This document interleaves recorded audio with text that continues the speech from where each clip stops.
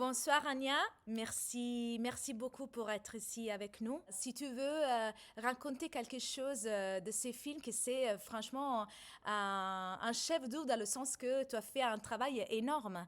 Tu as monté 82 films et vraiment ça va sortir l'histoire de l'âge d'or du cinéma de l'Égypte, ça va sortir l'histoire de cette star. Alors, d'abord, ciao à tutti. Je suis très contente d'être parmi vous, même virtuellement. J'aurais aimé être présente parce que toujours, quand on est réalisateur et qu'on voit notre public, c'est toujours très émouvant de rencontrer le public quand on projette un film. Effectivement, ce film, j'ai mis 10 ans à le faire, pas parce que je n'avais pas d'idée, mais parce que c'était un film assez compliqué à monter. Et en plus, je crois que la démarche esthétique était très radicale. Donc, j'ai pas trouvé beaucoup de producteurs. Enfin, j'ai pas du tout eu de producteurs sur ce projet parce que personne n'osait en fait croire à cette proposition formelle qui est basée sur deux grands principes fondateurs. Je voulais vraiment que l'actrice se raconte à travers uniquement ses films. Ce film ne comprend aucun matériau extérieur au corpus de Saad Hosni. C'est-à-dire que je n'ai pas ajouté de voix off, ni de musique, ni d'effets, ni de graphisme. Tout est totalement pris de ces films. Parce que je pensais que c'était la meilleure façon pour elle de se raconter.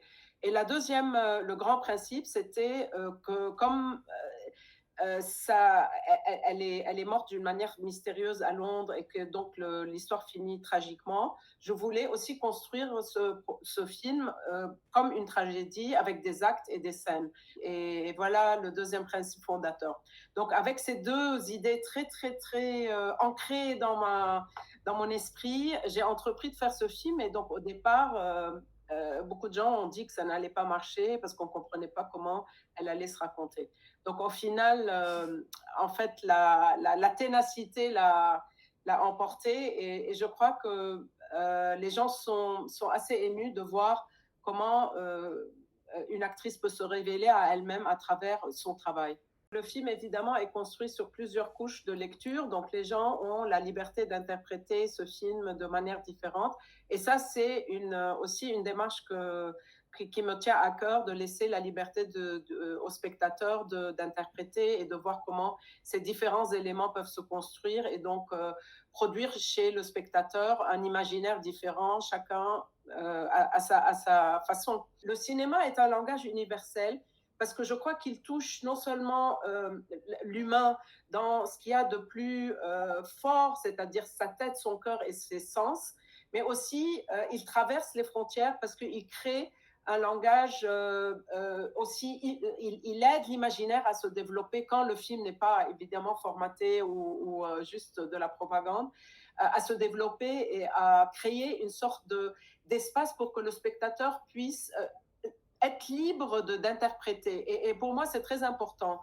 Et c'est cet endroit-là de liberté qui, je crois, c'est-à-dire peut aider les humains à développer une identité. C'est pas en formatant les humains qu'on va avoir une identité riche, je crois. C'est en laissant l'espace de l'imaginaire. Et laisser l'espace de cet imaginaire-là, c'est avoir la possibilité d'interpréter.